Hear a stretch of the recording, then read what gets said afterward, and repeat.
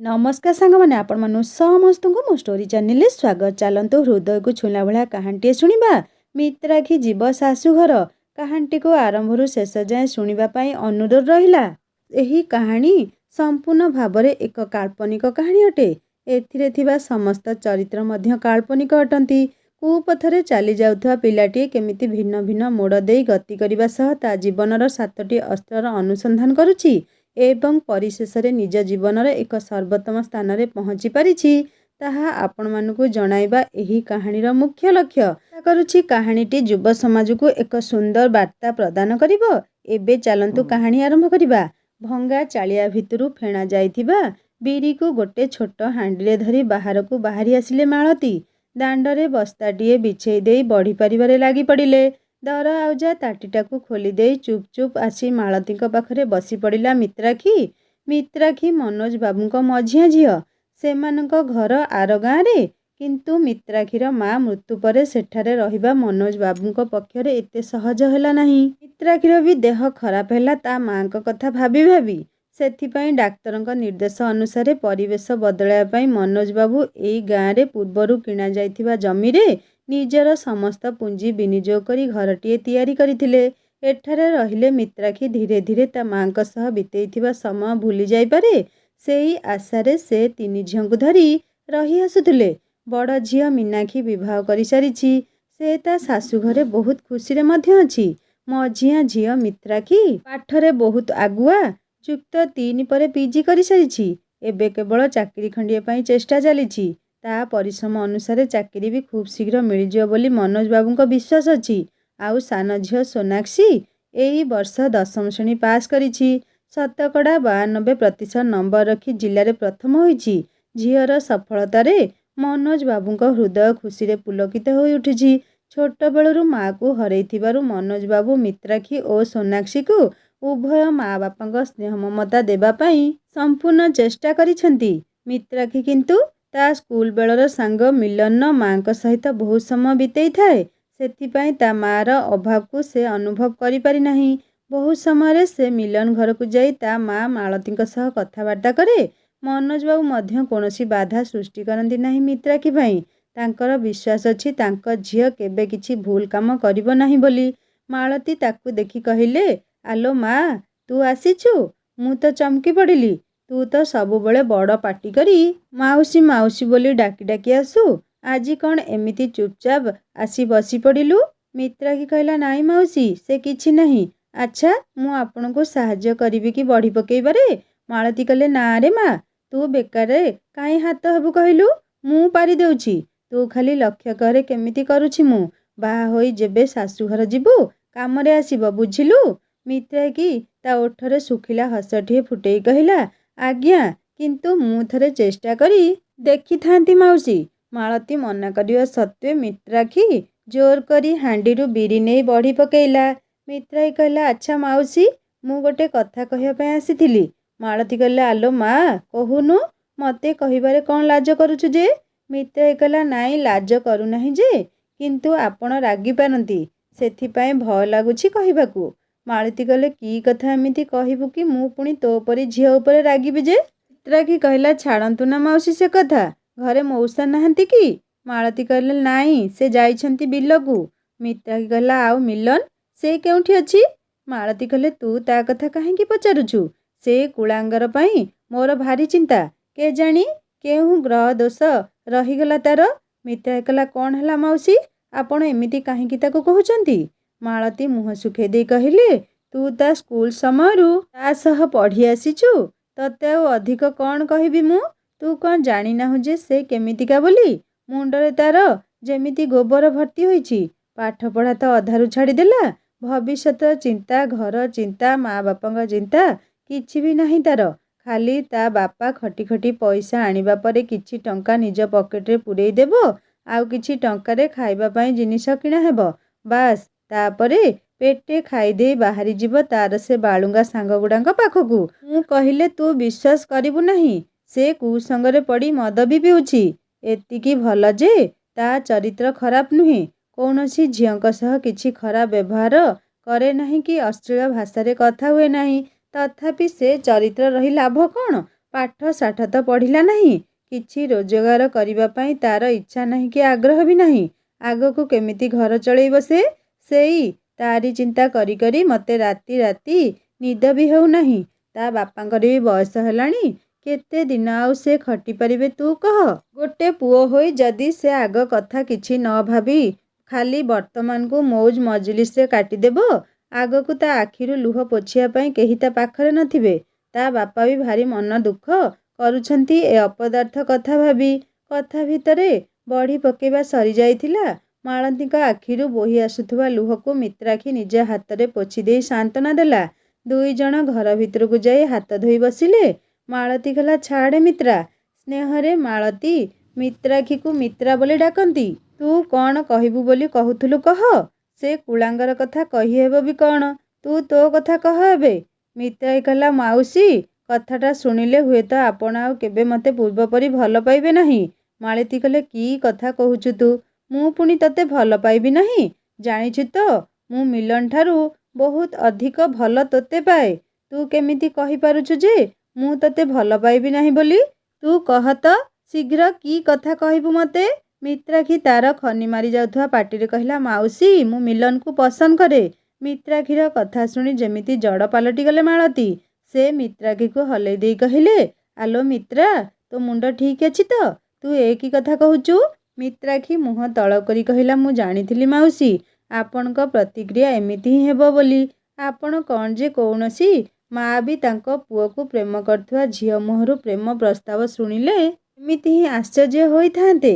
କିନ୍ତୁ ମୁଁ ସତରେ ମିଲନକୁ ପସନ୍ଦ କରୁଛି, ଆଉ ତାକୁ ବିବାହ ମଧ୍ୟ କରିବା ପାଇଁ ଚାହୁଁଛି। ମାଳତୀ କହିଲେ, ଆଲୋ ମା', ତୁ କ'ଣ ଜାଣିନାହୁଁ ମିଲନ କେମିତି ପିଲା? ତୋ ପରି ଶାନ୍ତ ସୁଧାର ଝିଅ ପାଇଁ ମିଲନ ଠିକ୍ ପିଲା ନୁହେଁ। ମିତ୍ରାକ୍ଷୀ କହିଲା, ମାଉସୀ, ମୁଁ କ'ଣ ମିଲନ ପାଇଁ ଯୋଗ୍ୟ ନୁହେଁ? ମାଳତୀ କହିଲେ, ନା ଲୋ ମା', ତୁ ଅଯୋଗ୍ୟ ବୋଲି କହିବା ପାଇଁ ମୋ ଜିଭ ଲେଉଟିବ କେମିତି? ପ୍ରକୃତରେ ମିଲନ ତୋ ପରି ଏତେ ସୁନ୍ଦର ଝିଅ ପାଇଁ ଯୋଗ୍ୟ ନୁହେଁ। ମୋର ତ ଏବେ ବି ବିଶ୍ୱାସ ହେଉନାହିଁ ଯେ ତୁ ସେ କୁଳାଙ୍ଗାରଟାକୁ ଭଲ ପାଉଛୁ ବୋଲି। ତୋ ଜୀବନ ନଷ୍ଟ ହୋଇଯିବ ଲୋ ମା'। ସେସବୁ ମୁଣ୍ଡରୁ ବାହାର କରିଦେ। ତୋ ପାଇଁ ତ କେଉଁ ରାଜକୁମାର ପକ୍ଷୀରାଜ ଘୋଡ଼ା ଚଢ଼ି ଆସିବ। ତୁ କାହିଁକି ଏ ମୂର୍ଖଟା କଥା ଭାବୁଛୁ? ମୋ ଆଖି ଆଗରେ କେବେ ତୋ ପରି ଏତେ ଭଲ ଝିଅକୁ କଷ୍ଟ ପାଉଥିବାର ମୁଁ ଦେଖିପାରିବି ନାହିଁ। ମୋତେ ତୁ କ୍ଷମା କରିଦେ ରେ ମା'। ମୁଁ ତୋର ଏ ପ୍ରସ୍ତାବରେ ରାଜି ନୁହେଁ। ସେ କେବେ ବି ତୋ ପ୍ରେମକୁ ବୁଝିପାରିବ ନାହିଁ। ତୁ ତା ପାଖରୁ ନା ଭଲ ପାଇବା ପାଇବୁ, ନା ସମ୍ମାନ ପାଇବୁ, ବରଂ ତୋ ସୁଖଦ ଦାମ୍ପତ୍ୟ ଜୀବନ ଦଳି ଚକଟି ନଷ୍ଟ ହୋଇଯିବ। ଯେଉଁ ପୁରୁଷ ନିଶା ସେବନ କରେ ସେ କ'ଣ କେବେ ଘରର ପରିସ୍ଥିତି କି ନିଜ ସ୍ତ୍ରୀର ଆବଶ୍ୟକତା ବୁଝିପାରିବ? ମିତ୍ରାକ୍ଷୀ କହିଲା, ମାଉସୀ, ମୁଁ ଜାଣିଛି ସେ କୁସଙ୍ଗରେ ପଡ଼ି ଆଜି ଏମିତି ଅବସ୍ଥାରେ ପହଞ୍ଚିଛି। ମୁଁ ଚାହିଁଥିଲେ ତାକୁ ମୋ ମନ କଥା କହିପାରିଥାନ୍ତି, କିନ୍ତୁ ମୋତେ ଜଣାଅଛି ସେ କେବେ ବି ମୋ କଥା ଶୁଣି ନଥାନ୍ତା କି ବୁଝି ନଥାନ୍ତା। ହସ ମଜାରେ ମୋ କଥାକୁ ଉଡ଼େଇ ଦେଇଥାନ୍ତା। ସେଥିପାଇଁ ମୁଁ ଭାବିଲି ପ୍ରଥମେ ଆପଣଙ୍କ ଅନୁମତି ନେବା ଠିକ୍ ହେବ ମୋ ପାଇଁ। ଯେତେ ହେଲେ ବି ଆପଣ ତା'ର ଜନ୍ମଦାତ୍ରୀ। ଆପଣଙ୍କ ବିନା ଅନୁମତିରେ ମୁଁ ତା ଜୀବନରେ ହସ୍ତକ୍ଷେପ କରିପାରିବି ନାହିଁ। ଆପଣ ମୋତେ ଗୋଟେ ସୁଯୋଗ ଦେଇ ଦେଖନ୍ତୁ। ମୁଁ ତାକୁ ବଦଳାଇବା ପାଇଁ ସମ୍ପୂର୍ଣ୍ଣ ଚେଷ୍ଟା କରିବି। ଜାଣିନାହିଁ ସେ ବଦଳିବ କି ନାହିଁ, କାହିଁକି ନା ସେଇଟା ତା ଉପରେ ନିର୍ଭର କରେ। କିନ୍ତୁ ମୁଁ ମୋ ତରଫରୁ ଚେଷ୍ଟା କରିବାରେ ଟିକେ ମଧ୍ୟ ଅବହେଳା କରିବି ନାହିଁ ମାଉସୀ। ଆପଣ ମୋ ଉପରେ ବିଶ୍ୱାସ ରଖନ୍ତୁ। ମୁଁ ସବୁ ଠିକ୍ କରିଦେବି। ଆପଣଙ୍କର ଏ ଶୁଖିଲା ଓଠରେ ପୁଣି ଥରେ ହସ ଫୁଟିବ। ଯେଉଁ ପୁଅକୁ ନେଇ ଆପଣ ଆଜି ମୁହଁ ଲୁଚାଉଛନ୍ତି, ଦେଖିବେ ଦିନେ ସେଇ ପୁଅକୁ ନେଇ ଆପଣଙ୍କ ଛାତି ଗର୍ବରେ ଚଉଡ଼ା ହୋଇଯିବ। ମିଲନ ହୃଦୟ ବହୁତ କୋମଳ। ସେ ନିଶ୍ଚିତ ଭାବରେ ବୁଝିପାରିବ। କେବଳ ତାକୁ କୁସଙ୍ଗରୁ ଦୂରେଇ ରଖିବା ଲାଗି ପଡ଼ିବ। ମାଳତୀ କହିଲେ, ପାରିବୁନି ରେ ମା', ତୁ ପାରିବୁନି। ଦେଖିବୁ ତା ପଛରେ ଚେଷ୍ଟା କରି କରି ଦିନେ ତୁ ହାରିଯିବୁ। ଆଉ ମୋ ପାଖକୁ ଆସି କହିବୁ, ମାଉସୀ, ମୁଁ ପାରିଲି ନାହିଁ, ମୋ ଚେଷ୍ଟାରେ ମୁଁ ବିଫଳ ହୋଇଗଲି। ମିଲନ ବଦଳିଲା ନାହିଁ ମାଉସୀ, ଓଲଟି ତୁ ଅଧିକରୁ ଅଧିକ କଷ୍ଟ ପାଇବୁ। ମୋ ମତରେ ତୁ ଏଥିରୁ ଓହରି ଆସେ। ମିତ୍ରାକ୍ଷୀ କହିଲା, ମାଉସୀ, ଆପଣ ଏମିତି ଧୈର୍ଯ୍ୟହରା ହୁଅନ୍ତୁ ନାହିଁ। ମୋ ଉପରେ ତା ଦାୟିତ୍ୱ ନ୍ୟସ୍ତ କରନ୍ତୁ। ମୁଁ ଆପଣଙ୍କୁ କଥା ଦେଉଛି, ପରିସ୍ଥିତିକୁ ସୁଧାରିବା କାମ ମୋର। ମାଳତୀ କହିଲେ, ତା ସଂସ୍ପର୍ଶରେ ଆସି ଯଦି ତୋ ଜୀବନ ନଷ୍ଟ ହୋଇଯାଏ, ତାହେଲେ ସେଥିପାଇଁ ଦାୟୀ କିଏ ରହିବ? ଭଗବାନ ମୋତେ କ୍ଷମା କରିବେ ତ? ପୁରା ଦୁନିଆ ମୋତେ କହିବ ନିଜ ପୁଅର ସ୍ୱାର୍ଥ ପାଇଁ ସେ ଭଲ ଝିଅଟା ବିଗିଡ଼ିଗଲା। ସେତେବେଳେ ମୋ ଅବସ୍ଥା କ'ଣ ହେବ ଭାବି ପାରୁଛୁ ତ? ଆମେ ବାପା ମା ଦୁଇଟା ଲାଗି ଲାଗି ଯେତେବେଳେ ହାତ ଟେକିଦେଲୁ ସେତେବେଳେ ତୁ କ'ଣ ଭାବୁଛୁ ତାକୁ ବାଟକୁ ଆଣିପାରିବୁ ବୋଲି?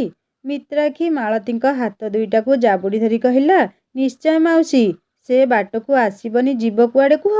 କେବଳ ସେ ଅବାଟରେ ଯାଇଛି। କିନ୍ତୁ ସେ ଲହୁଲୁହାଣ ହୋଇ ପଡ଼ିଯିବା ପୂର୍ବରୁ ମୁଁ ତାକୁ ଧରି ନେଇ ଉଚିତ ମାର୍ଗ ଦେଖାଇବି। ମାଳତୀ କହିଲେ, ମିତ୍ରା, ତୁ ତ ବହୁତ ପାଠଶାଠ ପଢ଼ିଛୁ, ଆଗକୁ ଚାକିରି ବି କରିବୁ। ସେତେବେଳେ ତୋ ବାପା କ'ଣ ରାଜି ହେବେ ମିଲନ ପରି ଗୋଟେ ଭବିଷ୍ୟତ ନଥିବା ପିଲା ସହିତ ତୋ ବାହାଘର କରିବା ପାଇଁ? କେବଳ ତୋ ବାପା ନୁହେଁ, କୌଣସି ବାପା ବି ରାଜି ହେବେ ନାହିଁ ତାକୁ ଝିଅ ଦେବା ଲାଗି। ପୁରା ସମାଜ ଆଗରେ ତ ସେ ଗୋଟେ ଅପଦାର୍ଥ ଆଉ ବେକାରୀ ଯୁବକ। ତୋର ତ ମହାନପଣରେ ତୁ ତାକୁ ତୋ ଜୀବନକୁ ନେବା ପାଇଁ ଚାହୁଁଛୁ। ମୁଁ ଏଥିରେ ତୋତେ ବିରୋଧ କରିବାର କାରଣ ହେଲା ମୁଁ ତୋତେ ମୋ ଝିଅ ପରି ଭାବେ। ମୁଁ ଚାହୁଁନାହିଁ ମୋ ସାମ୍ନାରେ ମୋ ଝିଅର ଭବିଷ୍ୟତ ଅନ୍ଧକାର ଆଡ଼କୁ ଠେଲି ହେଇଯାଉ, ତା ଜୀବନ ଖରାପ ହୋଇଯାଉ ବୋଲି। ମିତ୍ରାକ୍ଷୀ କହିଲା, ମାଉସୀ, ମୁଁ ମୋ ଜୀବନ ଖରାପ କରିବା ପାଇଁ ଚାହୁଁନାହିଁ। ମୁଁ ବାସ୍ ମୋ ମିଲୁର ଜୀବନ ଭଲ କରିବା ପାଇଁ ଚାହୁଁଛି। ଜାଣିଛନ୍ତି ମାଉସୀ, ଏଇ ଜୀବନ ଯୁଦ୍ଧରେ ବହୁତ ପ୍ରତିଯୋଗୀ ଆସନ୍ତି। କିଛି ଆଗକୁ ଆଗକୁ ବଢ଼ିଯାଆନ୍ତି, ଆଉ କିଛି ପଛରେ ରହିଯାଆନ୍ତି। ଯିଏ ସବୁ ବାଧାବିଘ୍ନକୁ ସାମ୍ନା କରି ସଫଳତାର ଶିଖରରେ ପହଞ୍ଚେ ସେ ହୁଏ ଦିଗ୍ବିଜୟୀ। ସେ ହିଁ ହୁଏ ତା ଜୀବନ ଯୁଦ୍ଧରେ ନାୟକ। ଆମକୁ ଅନ୍ୟ କାହା ସହ ପ୍ରତିଯୋଗିତା କରିବାର ନଥାଏ। ବାସ୍ ଜୀବନର 7ଟି ଅସ୍ତ୍ରକୁ ପାଥେୟ କରି ନିଜ ସହ ଲଢ଼ିବା ପାଇଁ ହୁଏ। ଆଉ ସେଇ ସପ୍ତାସ୍ତ୍ରର ଶିକ୍ଷା ମୁଁ ଦେବି ମିଲନକୁ। ମାଳତୀ ମିତ୍ରାକ୍ଷୀର ଧୈର୍ଯ୍ୟ ଆଉ ପ୍ରେମ ଶକ୍ତି ଆଗରେ ହାରି ଯାଉଥିଲେ। ତଥାପି ମିତ୍ରାକ୍ଷୀର ଦୃଢ଼ ମନୋବଳ ଦେଖି ଆଶ୍ୱସ୍ତ ଅନୁଭବ କରୁଥିଲେ। ମନେ ମନେ ଭଗବାନଙ୍କୁ ପ୍ରାର୍ଥନା କରି ସବୁକିଛି ଠିକ୍ କରିଦେବା ପାଇଁ ହାତ ଯୋଡ଼ୁଥିଲେ। ମିତ୍ରାକ୍ଷୀ କହିଲା, ମାଉସୀ, କ'ଣ ହେଲା? ଏମିତି ଚୁପ୍ ହୋଇ ରହିଗଲ କାହିଁକି ଯେ? ମୋ ଉପରେ କ'ଣ ଆପଣଙ୍କର ଭରସା ଆସୁନାହିଁ? ମାଳତୀ କହିଲେ, ନାଇଁ ରେ ମା, ତୋ ଉପରେ ତ ମୋର ପୁରା ଭରସା ଅଛି। ସମ୍ପୂର୍ଣ୍ଣ ବିଶ୍ୱାସ କରେ ମୁଁ ତୋତେ। ମୁଁ କେବଳ ଭଗବାନଙ୍କୁ ଡାକୁଛି ସେ ତୋତେ ଶକ୍ତି ଦିଅନ୍ତୁ ଜୀବନରେ ଆଗକୁ ବଢ଼ି ତୋ କାମରେ ସଫଳ ହେବା ପାଇଁ ଆଉ ତୋ ପ୍ରେମକୁ ଏକ ନୂଆ ରୂପରେ ପାଇବା ପାଇଁ। ମାଳତୀ ମିତ୍ରାକ୍ଷୀର ମୁଣ୍ଡକୁ ଆଉଁସି ଦେଲେ। ହସିଦେଲା ମିତ୍ରାକ୍ଷୀ। ସେହି ସମୟରେ ମିଲନ ଆସି ବୋଉ ଖାଇବାକୁ ଦେ ବୋଲି କହି ବସି ପଡ଼ିଲା। ମାଳତୀ ଚୁପ୍ ଚୁପ୍ କହିଲେ, ଆସିଗଲା ବାଳୁଙ୍ଗା। ମିତ୍ରାକ୍ଷୀ କହିଲା, ଆରେ ଯାଉନୁ, ଗୋଡ଼ ହାତ ଧୋଇକି ଆସିବୁ। କୁଆଡ଼େ ନାଇଁ କୁଆଡ଼େ ବୁଲି ବୁଲି ଆସିଲୁ, ସେମିତି ଅଧୁଆ ଗୋଡ଼ରେ ବସି ପଡ଼ିଲୁ। ଜାଣିଛୁ କେତେ ଜୀବାଣୁ ରହିଛନ୍ତି ତୋ ଅପରିଷ୍କାର ପାଦରେ? ମିଲନ ରାଗିଯାଇ କହିଲା, ତୋତେ କିଏ ଅଧିକ କଥା କହିବା ପାଇଁ କହୁଛି? ମୁଁ ମୋ ଜାଗାରେ ଠିକ୍ ଅଛି। ତୋ ଉପଦେଶ ମୋ ଦରକାର ନାହିଁ। ମୋ ଜୀବାଣୁ ମୋ ପାଖରେ ଅଛନ୍ତି, ସେମାନେ ତ ତୋ ପାଖକୁ ଯାଉନାହାନ୍ତି ନା। ତାହେଲେ ପୁଣି ତୁ କାହିଁକି ଏତେ ଭାଷଣ ଦେଉଛୁ? ଯା, କେଉଁ ସଭା ସମିତିରେ ଦେବୁ, ସମସ୍ତେ ଶୁଣି ଖୁସି ହୋଇ ତାଳି ମାରିବେ। ମିତ୍ରାକ୍ଷୀ ଜାଣିପାରୁନଥିଲା ତା କହିବାରେ କେଉଁଠି ଭୁଲ ରହିଗଲା। ତଥାପି ସେ ଧୈର୍ଯ୍ୟ ଧରି କହିଲା, ତୋ ଭଲ ପାଇଁ ମୁଁ କହିଲି। ତୁ ଯଦି ନିଜକୁ ପରିଷ୍କାର ପରିଚ୍ଛନ୍ନ କରି ରଖିବୁ ତାହେଲେ ତୁ ସୁସ୍ଥ ରହିବୁ। ଆଉ ଯଦି ଏମିତି ଧୂଳିଧୂସର ହୋଇ ବୁଲିବୁ ନିଜେ ରୋଗଗ୍ରସ୍ତ ହୋଇ ପଡ଼ିବୁ। ଯଦି ତୋତେ ମୋ କଥା ଖରାପ ଲାଗିଛି ତାହେଲେ ସରି। ମିଲନ ତେରଛା ନଜରରେ ମୀନାକ୍ଷୀକୁ ଚାହିଁ ରହିଥିଲା। ରାଗରେ ଗୋଡ଼ କଚାଡ଼ି ବସିବା ଜାଗାରୁ ଉଠିପଡ଼ି ପଳେଇଗଲା ମିତ୍ରାକ୍ଷୀ। ମାଳତୀ ବିରକ୍ତ ହୋଇ ମିଲନକୁ କହିଲେ, ତୋତେ ଯିଏ ଭଲ କଥା କହିବ ସେ ହିଁ ତୋ ଆଖି ଆଗେ ଖରାପ ହେବ। କେତେ ଖୁସିରେ ଆସି ଝିଅଟା କଥା ହେଉଥିଲା, ତୁ ଆସି ପହଞ୍ଚିଲୁ କି ନାହିଁ ସାଙ୍ଗେ ସାଙ୍ଗେ ତା ମନ ଦୁଃଖ କରିଦେଲୁ। କ'ଣ ଦରକାର ଥିଲା ତୋର ତାକୁ ଏମିତି କହିବା? ମିଲନ ଚିଡ଼ି ଉଠି କହିଲା, କ'ଣ ସବୁବେଳେ ତୁ ଏମିତି ତା ପ୍ରଶଂସା କରି ଚାଲୁଛୁ? ତୋ ଆଖିରେ ତ ସେ ସବୁ କିଛି। ମୋତେ ସେ କାହିଁକି ଏତେ ଉପଦେଶ ଦେବ? ସେ କିଏ ମୋତେ କହିବା ପାଇଁ? ଦିନ ରାତି ଆସି ଆମରି ଘରେ ପଡ଼ି ରହୁଛି, ଆହୁରି ମୋତେ ବେଶୀ କଥା କହୁଛି। ତୁ ବି କେମିତି ତା ସପକ୍ଷରେ କଥା କହୁଛୁ କେଜାଣି? ଛି ଛି ଛି ଛି ଛି, ମୋତେ ଖରାପ ଲାଗୁଛି ତତେ ମୋ ବୋଉ କହିବା ପାଇଁ। ମାଳତୀ ଟିକେ ହସିଦେଇ କହିଲେ, କେବେ ଆଉ ତୁ ମୋତେ ତୋ ବୋଉ ବୋଲି ଭାବିଛୁ କି? ନା ତୋର ମୋ କଥା ଚିନ୍ତା ଅଛି, ନା ତୋର ମୋ ପ୍ରତି ସମ୍ମାନ ଅଛି। ମୋ କଥା ତ ଛାଡ଼େ, ଯିଏ ଏତେ କଷ୍ଟ କରି ଏ ଘର ଚଳାଉଛନ୍ତି ତାଙ୍କ ପ୍ରତି ତୋର ଟିକେ ବି ଖାତିର ଅଛି? ତତେ କହିଲେ ବି କ'ଣ ହେବ? ଏମିତି ତ କେବେଠାରୁ କହି ଆସୁଛି, କିନ୍ତୁ ତୁ କେବେ କ'ଣ ମୋ କଥା ଶୁଣିଛୁ ଯେ ଆଜି ଶୁଣିବୁ? ଛାଡ଼େ, ତତେ କହି କିଛି ଲାଭ ନାହିଁ। ତୁ ତ ଘରେ ରହୁନାହୁଁ, ଆହୁରି ଝିଅଟା ଆସି ମୋତେ ଏକାକୀ ଅନୁଭବ କରିବା ପାଇଁ ଦେଉନାହିଁ। ସେଥିରେ ଅସୁବିଧା କ'ଣ? ତୁ କ'ଣ ଜାଣିନାହୁଁ ଯେ ସେ ବହୁତ ଅଳ୍ପ ବୟସରୁ ତା ମାଆକୁ ହରେଇଛି ବୋଲି? ମିଲନ କହିଲା, ତୋ କଥା ଶୁଣିଲେ ମୋ ପେଟ ପୂରିବ ନାହିଁ। ଶୀଘ୍ର ଖାଇବା ବାଢ଼େ, ମୋର ବହୁତ କାମ ଅଛି, ମୁଁ ଯିବି। ମାଳତୀ କହିଲା, ହଁ, କାମ ଆଉ କ'ଣ? ସେଇ ନୁଛୁଣା ଟୋକାଙ୍କ ପାଖକୁ ଯିବୁ ଆଉ। ମିଲନ କହିଲା ମୁଁ ଆଡ଼େ ଗଲେ ତୋର କ'ଣ ଅସୁବିଧା ହେଉଛି? ମାଳତୀ ଆଉ ଯୁକ୍ତିତର୍କ ନ କରି ଖାଇବା ବାଢ଼ି ଥୋଇଦେଲେ ମିଲନ ଆଗରେ। ମିଲନ ପେଟ ପୂରା ଖାଇଦେଇ ବାହାରିଗଲା କୁଆଡ଼େ। ମାଳତୀ ଖଟକୁ ଆଉଜି ବସି ଆଖିରୁ ଲୁହ ଗଡ଼ଉଥିଲେ। କିଛି ସମୟ ପରେ ମିତ୍ରାକ୍ଷୀ ଆସି ପହଞ୍ଚିଲା ମାଳତୀଙ୍କ ପାଖରେ। ତାଙ୍କ ଆଖିରୁ ଲୁହ ପୋଛି ଦେଇ କହିଲା, ମାଉସୀ କାନ୍ଦନ୍ତୁ ନାହିଁ, ସେ ତ ସବୁବେଳେ ସେମିତି। ଆପଣ କାହିଁକି ମନ ଦୁଃଖ କରୁଛନ୍ତି ଯେ? ମାଳତୀ କହିଲା, ତୁ ବି ତ ମନ ଦୁଃଖ କରିଥିଲୁ ନା ଏଇ କିଛି ସମୟ ପୂର୍ବରୁ। ମିଲନ ରାଗିଯାଇ ତତେ କେତେ କଥା ଶୁଣେଇ ଦେଲା ବୋଲି ତୁ ବି ତ ନିଜ ଲୁହକୁ ଚାପି ରଖି ବାହାରକୁ ଚାଲିଗଲୁ। ଏମିତି ଆଗକୁ ବି ବହୁତ କଷ୍ଟ ପାଇବୁ ରେ ମା। ମୁଁ ଏବେ ଅନୁଭବ କରିପାରୁଛି ବୋଲି ତତେ ସତର୍କ କରାଇ ଦେଉଛି। ସେ ତ ଅମଣିଷ ହୋଇସାରିଛି, ତୁ କାହିଁକି ତା ପାଇଁ ଦୁଃଖ ପାଇବୁ କହ ତ? ମିତ୍ରାଇ କହିଲା, ମାଉସୀ ଆପଣଙ୍କର ପୁଣି ଆରମ୍ଭ ହୋଇଗଲା ମୋତେ ବୁଝେଇବା। ମୁଁ ନିଷ୍ପତ୍ତି ନେଇସାରିଛି ମାନେ ମୁଁ କରିକି ହିଁ ଦେଖେଇବି। ହୁଏତ ସେଥିପାଇଁ ଯେତେ ବି କଷ୍ଟ ସହିବାକୁ ପଡ଼ୁନା କାହିଁକି। ମାଳତୀ କହିଲେ, ମା ରେ ତୁ ଖାଇବୁ ଏବେ? ଆମେ 2 ଜଣ ଖାଇଦେବା, ତୋ ମଉସା ଫେରିବାରେ ଡେରି ହେବ। ମିତ୍ରାଇ କହିଲା, ମାଉସୀ ଘରେ ବାପା ଆଉ ସୋନା, ସ୍ନେହରେ ସୋନାକ୍ଷୀକୁ ସମସ୍ତେ ସୋନା ବୋଲି ଡାକନ୍ତି, ଅଛନ୍ତି। ମୁଁ ଗଲେ ସେମାନଙ୍କୁ ଖାଇବା ଦେଇ ଆସିବି। ଆଜି ସୋନା ରୋଷେଇ କରିଥିଲା, କେଜାଣି କ'ଣ କରିଥିବ। ମୁଁ ଯାଏ ସେମାନଙ୍କୁ ଦେଇ ଆସେ। ନହେଲେ ମାଳତୀ କହିଲେ, ହଉ ଯା ମା, ଶୀଘ୍ର ଆସିବୁ, ମୁଁ ଅପେକ୍ଷା କରିଛି। ମିତ୍ରାକ୍ଷୀ ଘରକୁ ଯାଇ ମନୋଜ ବାବୁ ଓ ସୋନା ପାଇଁ ଖାଇବା ବାଢ଼ି ବସେଇ ଦେଇ ଆସିଲା। ମନୋଜ କହିଲେ, ଆରେ ମିତ୍ରା ତୁ ଖାଇବୁ ନାହିଁ କି? କାହିଁ ତୋ ପାଇଁ ଖାଇବା ବାଢ଼ିଲୁ ନାହିଁ ତ? ମିତ୍ରାକ୍ଷୀ କହିଲା, ନାଇଁ ବାପା, ମୁଁ ମାଳତୀ ମାଉସୀଙ୍କ ଘରେ ଖାଇବି। ସେ ଅପେକ୍ଷା କରିଛନ୍ତି ମୋ ପାଇଁ। ମୁଁ ଗଲେ ଆମେ 2 ଜଣ ଖାଇବୁ। ମନୋଜ କହିଲେ, ହଉ ତୁ ଯା, ଟିକେ ଶୀଘ୍ର ଫେରି ଆସିବୁ। ଆଜି ତ ଅପା ଆସିବ ବୋଲି କହୁଥିଲା। ତା ପୁଅ ଜନ୍ମ ହେବା ପରଠାରୁ ସେ ଆଉ ଆସିନାହିଁ। ସେଥିପାଇଁ ମୋତେ ଟିକେ ମାର୍କେଟ ଯାଇ ଝିଅ ଜ୍ୱାଇଁ ଆଉ ମୋ ନାତି ପାଇଁ ଲୁଗା ଆଣିବାକୁ ହେବ। କିଛି ଖାଇବା ବି କିଣି ଆଣିବି। ରାତି ରୋଷେଇଟା ତୁ କରିଦେବୁ, ହେଲା ତ? ମିତ୍ରାକ୍ଷୀ ବହୁତ ଖୁସି ହୋଇଗଲା ତା ଅପା ଆସିବା ଖବର ଶୁଣି। ସେ ଆନନ୍ଦରେ କହି ପକେଇଲା, ଠିକ୍ ଅଛି ବାପା, ମୁଁ ଯାଉଛି, ଶୀଘ୍ର ପଳେଇ ଆସିବି। ଏ ସୋନା ତୁ ଟିକେ ଘର ସଜାଡ଼ି ଦେ। ମୁଁ ଏଇ ଗଲି ଆଉ ଆସିଲି। ଅଇଁଠା ବାସନ ରଖିଦେଇଥିବୁ, ମୁଁ ଆସିଲେ ସଫା କରିଦେବି। ବାପା, ମୀନା ବାପାକୁ ଗରମ ଜିଲାପି ବହୁତ ଭଲ ଲାଗେ। ତୁମେ ତା ପାଇଁ ଜିଲାପି ନେଇ ଆସିଥିବ। ତା ପୁଅ 21ରେ ଯାହା ଦେଖିଥିଲି ଅମିତକୁ, ମୀନାକ୍ଷୀର ପୁଅ, ଏବେ ସେ ବଡ଼ଟେ ହୋଇଯାଇଥିବ। ସୋନାକ୍ଷୀ କହିଲା, ହଉ ତୁ ଏବେ ଯା, ମାଳତୀ ମାଉସୀ ଅପେକ୍ଷା କରିଥିବେ ସିଆଡ଼େ। ଆସିଲେ ଯାଇ ଯାହା ଖୁସି ହେବା କଥା ହେବୁ। ମିତ୍ରାଇ କହିଲା, ହଉ ମୁଁ ଆସିଲି। ମିତ୍ରାକ୍ଷୀ ମିଲନ ଘରକୁ ଯାଇ ଶୀଘ୍ର ଶୀଘ୍ର ଖାଇଦେଇ ମାଳତୀଙ୍କୁ ତା ଅପା ଆସିବା କଥା ଜଣେଇ ଦେଲା। ମାଳତୀ ବି ବହୁତ ଖୁସି ହେଲେ ମୀନାକ୍ଷୀ ଆସିବା ଖବର ଶୁଣି। ପୁଣି ତା ସ୍ୱାମୀ ଆଉ ପୁଅ ବି ସାଙ୍ଗରେ ଆସିବେ। ଯଦିଓ ମିତ୍ରାକ୍ଷୀ ପରି ମୀନାକ୍ଷୀ ସହ ମାଳତୀ ଏତେ ମିଶି ନାହାନ୍ତି, କିନ୍ତୁ ବହୁତ ଭଲ ପାଆନ୍ତି ସେ ତାକୁ। ପାଇଁ ମନୋଜ ବାବୁ ତାଙ୍କୁ ଅନୁରୋଧ କରିଥିଲେ ମା ଛେଉଣ୍ଡ ଝିଅ ମୀନାକ୍ଷୀର ବିବାହ କରିବା ସମୟରେ ତାର କନ୍ୟାଦାନ କରିବା ଲାଗି। ମାଳତୀ ବି ଖୁବ୍ ଖୁସି ହୋଇଯାଇଥିଲେ। ସେ ଓ ତାଙ୍କ ସ୍ୱାମୀ ମହେନ୍ଦ୍ର କନ୍ୟାଦାନ କରିବାର ସୌଭାଗ୍ୟ ଅର୍ଜନ କରିଥିଲେ। ନିଜ ଝିଅକୁ ପର ଘରକୁ ବିଦା କରିବା ପରି ସେ ମୀନାକ୍ଷୀକୁ ଧରି ବାହୁନି ବାହୁନି କାନ୍ଦିଥିଲେ। ମନୋଜ ବାବୁଙ୍କ ଘରେ ମୀନାକ୍ଷୀ ଥିବା ସମୟରେ ଘରଟା ପୁଲା ପୁଲା ଲାଗୁଥିଲା। ଯେତେ ହେଲେ ବି ଝିଅ ଜନ୍ମ ପର ଘରକୁ ମୀନାକ୍ଷୀ ବାହା ହୋଇ ଯିବା ପରେ କେମିତି ଗୋଟେ ଫାଙ୍କା ଫାଙ୍କା ଲାଗୁଥିଲା। ମିତ୍ରାକ୍ଷୀ ମାତ୍ର 3 ଦିନ ଛୁଟି ନେଇ ଆସିଥିଲା କଲେଜରୁ। ସେତେବେଳେ ସେ ଯୁକ୍ତ 3ର ଶେଷ ବର୍ଷ ଛାତ୍ରୀ ଥିଲା। ପାଠପଢ଼ାରେ ଅଧିକ ବ୍ୟାଘାତ ସୃଷ୍ଟି ନ ହେବା ପାଇଁ ମନୋଜ ବାବୁ ତାକୁ ନେଇ ହଷ୍ଟେଲରେ ଛାଡ଼ି ଦେଇ ଆସିଥିଲେ। ଘରେ କେବଳ ରହିଥିଲା ସୋନାକ୍ଷୀ। ମୀନାକ୍ଷୀ ଆଉ ମିତ୍ରାକ୍ଷୀ ପରି ଏତେ ବୁଝିଲା ସୁଝିଲା ଝିଅ ନୁହେଁ ସେ। ପାଠ ଭଲ ତ ତାର ସବୁ କିଛି ଭଲ। ଘର କାମ ବି ଏତେ କିଛି କରିଆସେ ନାହିଁ ତାକୁ। ମିତ୍ରାକ୍ଷୀର ପିଜି ସରିବା ପରେ ସେ ମଧ୍ୟ କହିଦେଇଛି ସୋନାକୁ ଅନ୍ୟ କିଛି କଥା ନ ଭାବି ପଢ଼ାରେ ସମ୍ପୂର୍ଣ୍ଣ ମନୋନିବେଶ କରିବା ପାଇଁ। ଦିନେ ଏଇ ଗାଁରୁ ମୀନାକ୍ଷୀର ସବାରି ଉଠିଥିଲା ତା ଶାଶୁଘରକୁ। ଆଜି ସେ ଏତେ ଦିନ ପରେ ବୁଲି ଆସୁଛି ଶୁଣି ମିତ୍ରାକ୍ଷୀର ହାତ ଧରି ତାକୁ ମାଳତୀ କହିଲେ, ହେବ ଯଦି ମୀନାକୁ ଟିକେ ଆମ ଘରକୁ ଆଣି ବୁଲେଇ ନେବୁ। ବହୁ ଦିନ ପରେ ଝିଅଟା ଆସୁଛି, ମନଟା ମୋର ଆଉ ବସରେ ରହୁନାହିଁ।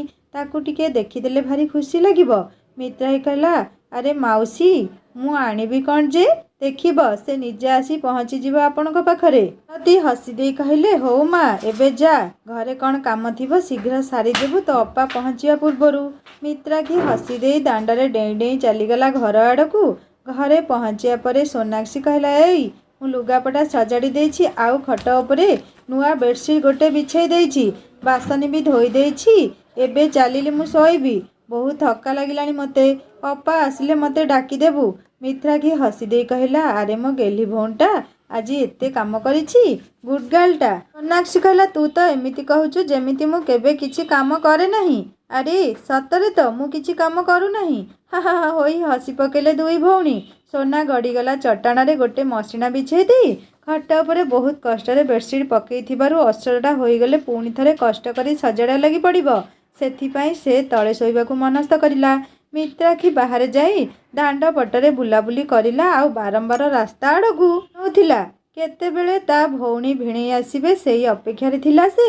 କିଛି ସମୟ ଭିତରେ ମନୋଜବାବୁ ବ୍ୟାଗରେ କିଛି ଜିନିଷ ଭର୍ତ୍ତି କରି ଆସି ପହଞ୍ଚିଲେ। ମିତ୍ରାକ୍ଷୀ ସେ ସବୁକୁ ନେଇ ଅଲଗା କରି ରଖିଲା। ପରିବାପତ୍ର ଥାକରେ ରଖିଦେଲା।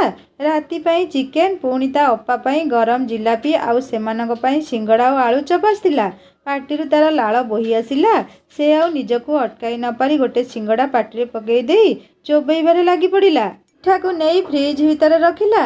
ସବୁ ଜିନିଷ ରଖିସାରିବା ପରେ ବାହାରକୁ ଆସୁଥିବା ସମୟରେ ମନୋଜବାବୁ ପାଟି କରି କହିଲେ, ଆରେ ମିତ୍ରା କୁଆଡ଼େ ଗଲୁ?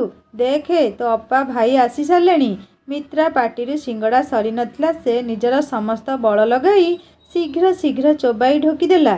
ଦୌଡ଼ି ଆସି ତା ଅପା ଓ ଭାଇଙ୍କୁ ପ୍ରଣାମ କରି ଅମୃତକୁ ନିଜ କୋଳକୁ ନେଇଗଲା। ମାଉସୀମାନଙ୍କର ବି ଖୁସି କିଛି ଅଲଗା ପ୍ରକାର ହୋଇଥାଏ। ନିଜ ଭଉଣୀର ସନ୍ତାନକୁ ଦେଖି ଦେଲେ ମନରେ କେମିତି ଗୋଟେ ଉଲ୍ଲାସ ଖେଳିଯାଏ।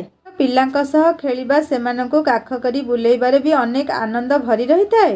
ଅମୃତ ପୂରାପୂରି ତା ଅପା ପରି ଦିଶୁଥିଲା। ଗୋରା ତକତକ ଦେହ, ତା ସହିତ କୁଞ୍ଚୁକୁଞ୍ଚିଆ କଳା ମଚମଚ କେଶ ତା ମୁହଁକୁ ଖୁବ୍ ମାନୁଥିଲା। ଗୋଲାପ ପାଖୁଡ଼ା ପରି ଓଠରେ ସେ ଯେତେବେଳେ ହସି ଦେଉଥିଲା, ପୂରା ପରିବାରଟା ସତେ ଯେମିତି ଖୁସିରେ ଗଦଗଦ ହୋଇ ଉଠୁଥିଲା। ବର୍ଷେ 6 ମାସ ହୋଇ ସାରିଥିଲା ଅମୃତକୁ। ତାକୁ ମନଭରି ଗେଲ କରି ପକେଇଲା ମିତ୍ରାକ୍ଷୀ। ବାହାରେ କୋଳାହଳ ଶୁଣି ସୋନାର ନିଦ ଭାଙ୍ଗିବା ପରେ ସେ ମୁହଁ ଧୋଇ ଆଖି ମଳି ମଳି ବାହାରକୁ ଆସିଲା। ସାଙ୍ଗେ ସାଙ୍ଗେ ନିଦୁଆ ଆଖିରୁ ନିଦ ଉଡ଼େଇବାର ପ୍ରୟାସ କରି ନଇଁ ପଡ଼ି ପ୍ରଣାମ କରିଲା। ମୀନାକ୍ଷୀ ତାକୁ ଆଉଁସି ଦେଇ କହିଲା, ଯାହା ହଉ ମେଟ୍ରିକରେ ଭଲ ନମ୍ବର ରଖିଛୁ ଶୁଣି ବହୁତ ଖୁସି ଲାଗିଲା। ଆମ ଘରେ ବି ସମସ୍ତେ ବହୁତ ଖୁସି ହେଲେ। ଏମିତି ଆଗକୁ ପାଠ ପଢ଼େ। ମିତ୍ରା ଯେମିତି ପାଠ ପଢ଼ି କେତେ ଆଗକୁ ଗଲାଣି, ସେମିତି ତୁ ବି ଯା।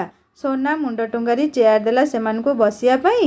ଝଡ଼ ବେଗରେ ଧାଇଁ ଆସି ମିତ୍ରାକୁ ବହେ ଗାଳି କରି କହିଲା, ତୁ ଆସି ଏଠି ଖୁସି ମଜା କରୁଛୁ? ମୁଁ ତତେ କହିଥିଲି ଅପା ଆସିଲେ ମୋତେ ଡାକିଦେଉ ବୋଲି, କିନ୍ତୁ ତୁ ସାଙ୍ଗେ ସାଙ୍ଗେ ଭୁଲିଗଲୁ। ଭାବିଲୁ ମୁଁ ଯେଉଁ ଜାଗାରେ ଶୋଇଥିଲି ଯଦି ଭାଇ ଦେଖିଥାନ୍ତେ ମୋତେ କେତେ ଖରାପ ଲାଗିଥାନ୍ତା ଜାଣିଛୁ? ମିତ୍ରା କହିଲା, ସରି ସୋନା, ମୁଁ ଭାବବିହ୍ୱଳ ହୋଇ ଭୁଲି ଯାଇଥିଲି। ତୁ ରାଗେ ନାହିଁ, ମୋ ସୁନା ଭଉଣୀଟା ପରା। ସୋନାକ୍ଷୀ କହିଲା, ହଉ ହଉ ତୋ ସରି ସେତିକି ଥାଉ। ଏବେ ଅମୃତକୁ ମୋତେ ଦେ। ତୁ କେତେବେଳୁ ଧରିଲୁଣି ତାକୁ, ଏବେ ମୁଁ ଧରିବି। ମିତ୍ରାକ୍ଷୀ କହିଲା, ମା ଲୋ, ତୋ ସହ କିଏ ମୋର ଏତେ ଝଗଡ଼ା କରିବ କହ ତ? ନେ ତୁ ଧରିଥା ତାକୁ। ମୁଁ ଯାଏ ସରବତ ତିଆରି କରି ଅପା ଆଉ ଭାଇଙ୍କୁ ଦେଇ ଆସେ। ସୋନାକ୍ଷୀ କୋଳରେ ଅମୃତକୁ ବସେଇ ଦେଇ ରୋଷେଇ ଘରକୁ ଚାଲିଗଲା ମିତ୍ରା। ଅଳ୍ପ ସମୟ ମଧ୍ୟରେ ସରବତ ତିଆରି କରି ନେଇ ଆସିଲା ଆଉ ପ୍ଲେଟ୍ରେ ସଜାଡ଼ି ଦେଲା 2-3 ପ୍ରକାର ମିଠା, ପୁଣି ତା ସହ ଜିଲାପି, ସିଙ୍ଗଡ଼ା ଆଉ ଆଳୁଚପ୍। ପ୍ଲେଟ୍ ଗ୍ଲାସ୍ ସବୁ ଆଣି ରଖିଦେଲା ଟେବୁଲ ଉପରେ। ମୀନାକ୍ଷୀ କହିଲା, ଆରେ ଏତେ ସବୁ କ'ଣ ହେବ ଯେ? ଟିକେ ଆଣେ, ବାହାର କରି ଦେଇ ଆସେ କିଛି। ମୋହିତ କହିଲା, ମୀନାକ୍ଷୀର ସ୍ୱାମୀ, ନା ନା, ତୁମେ ନ ଖାଇଲ ବୋଲି ମୁଁ କ'ଣ ଖାଇବି ନାହିଁ ନା କ'ଣ? ତୁମ ପରି ଉପାସିଆ ମୁଁ ନୁହେଁ। ମୋର ବାବା ଡାଏଟିଂ କରିବା ପାଇଁ ଟିକେ ବି ଇଚ୍ଛା ନାହିଁ।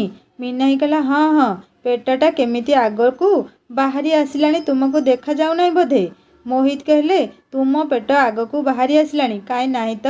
ମୀନାକ୍ଷୀ କହିଲା, ଆରେ ମୁଁ ମୋ ପେଟ କଥା କହୁନାହିଁ। ମୋ ପେଟ ଆଡ଼କୁ ଟିକେ ଚାହିଁ ଦେଖ। ବସି ବସି ଖାଇ ଖାଇ କେମିତି ଗର୍ଭବତୀ ମହିଳାଙ୍କ ପରି ଦିଶୁଛ। ମୋହିତ ଟିକେ ଚାପା କଣ୍ଠରେ କହିଲେ, ଆରେ ମୀନା, ଟିକେ ଧୀରେ କୁହ, ମୋ ଶାଳୀ ଶୁଣୁଛି ପରା। ମୋ ଶ୍ୱଶୁରଙ୍କ ଘରେ ଏମିତି ଅପମାନ କାହିଁକି ଦେଉଛ ଯେ ମୋତେ? ମିତ୍ରାକ୍ଷୀ ହସି ଦେଇ କହିଲା, ଭାଇ ତୁମେ ଆରାମରେ ଖାଅ। ଅପା କଥାରେ କ'ଣ ଅଛି ଯେ? ସେ ତ ସବୁବେଳେ ଏମିତି ସବୁଥିରେ ଆକଟ କରେ। ସେ ତା ଫିଗର ମେଣ୍ଟେନ୍ କରୁଛି, ସେଥିପାଇଁ ଖାଉ ନାହିଁ। ତୁମେ ଖାଇଦିଅ।